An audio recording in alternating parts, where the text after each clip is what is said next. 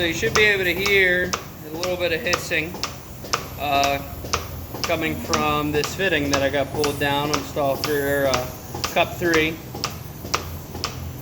It showed up a few alarms of being unexpected low yield, and actually whenever it went to wash an hour or so ago, it was not tight to cup 3, because I believe this hose is split here. We're going to pull it apart here in a minute.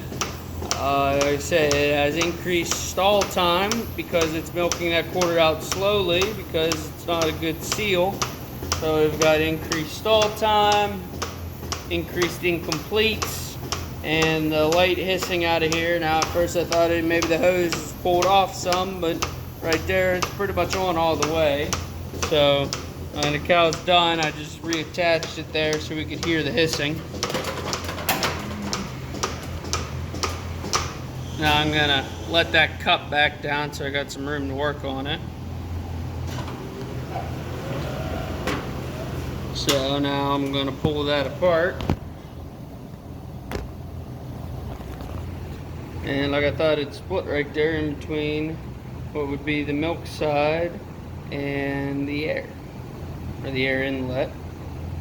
So I'm gonna just trim that hose. Now these hoses all together aren't that old.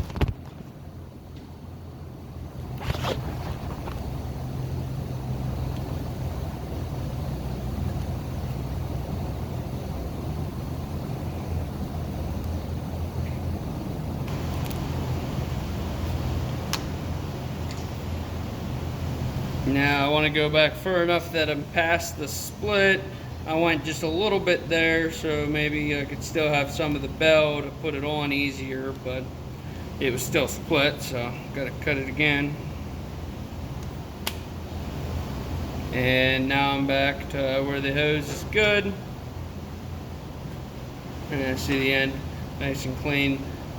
Might have to put this in hot water a little bit to heat it back up, try to put it on.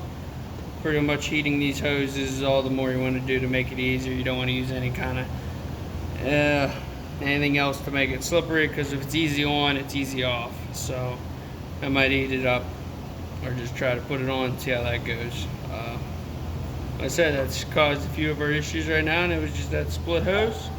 So now I'm putting it back together and it should work fine.